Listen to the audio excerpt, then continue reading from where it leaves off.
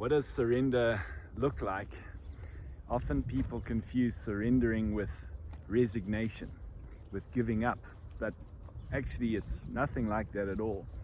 And I remember there have been many examples, but the one that sort of comes to mind now was many years ago when I was in my 20s and I was over in California playing some rugby. And towards the end of my trip, I did a little bit of traveling around the West, and I had bought a ticket to Amtrak, which is the train operator in the US, and I was able to hop on, hop off, as many times as I liked within a 2-week period. But it did require a little bit of planning because certain routes only had one train per day, and if you missed that train, then you were stuck there for the day. So it did require a little bit of planning. One of the things that I really wanted to see, I really wanted to go to Yosemite National Park and see the giant sequoia trees. These are the oldest trees on the planet, some of them dating back 3,000 years.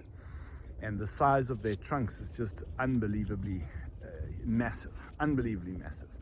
And I really wanted to see these, and I knew that they were down at Yosemite National Park. And so I got to the train station in San Francisco, and I was sitting there reading my book, waiting for my train, and a train pulled up, and without checking the time, I just assumed it was my train, and I got on the train only to find, as the doors closed, they announced the next destination, and I realized that I just got onto a train that was heading in the opposite direction to where I was going. And that was quite significant, because what that meant was that by the time I got back to the station I was just leaving to catch my train I would have missed my train, and it was the only train heading to a place called Merced, and from there I was going to catch the bus to Yosemite, which meant that I would miss the train that day. And I had planned only one night at Yosemite National Park, and what that then meant was I was not going to see the trees, and I was really disappointed. But I just kept saying to myself, there's always a way.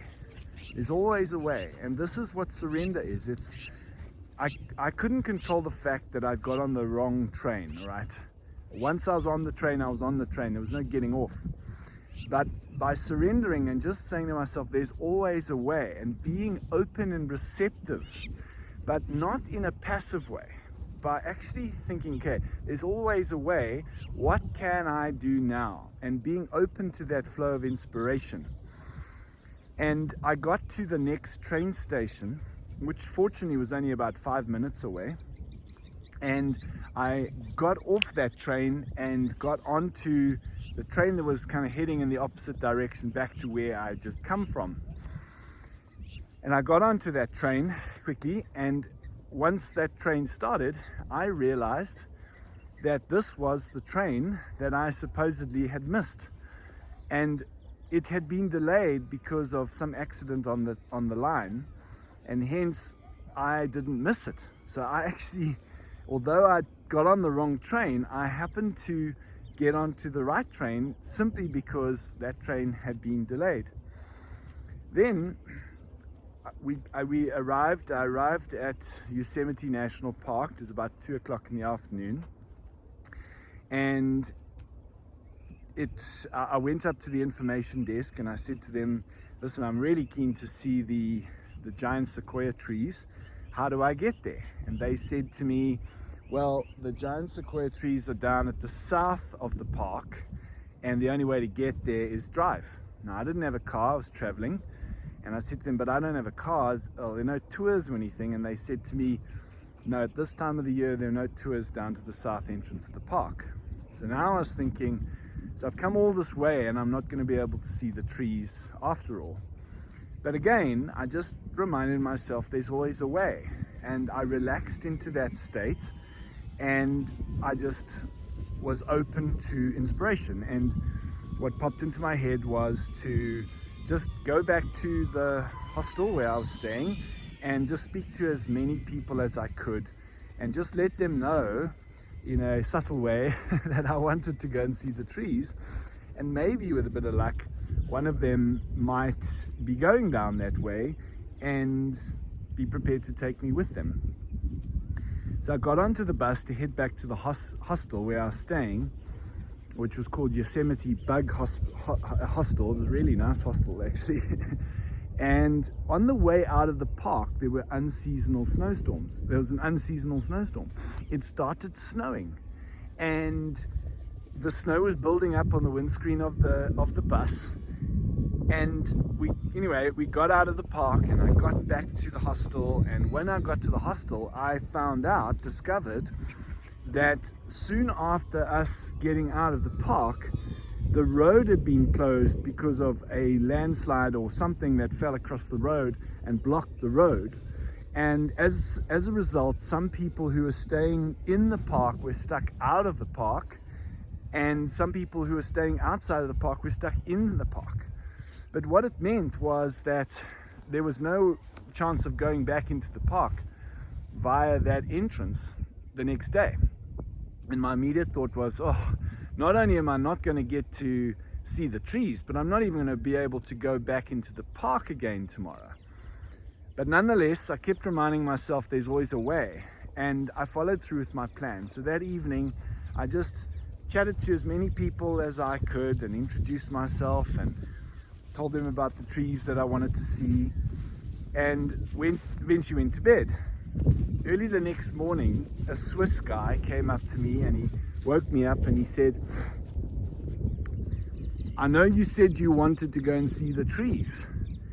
We were going to go in through this entrance to the park, but now that it's been closed because of the snow, we are forced to go down to the south entrance of the park and go into the park via that entrance. And that's where the trees are. So if you would like, you can come with us. We'll drive down to that south entrance of the park. We'll go and have a look at the trees, and then we'll drive back up through the park."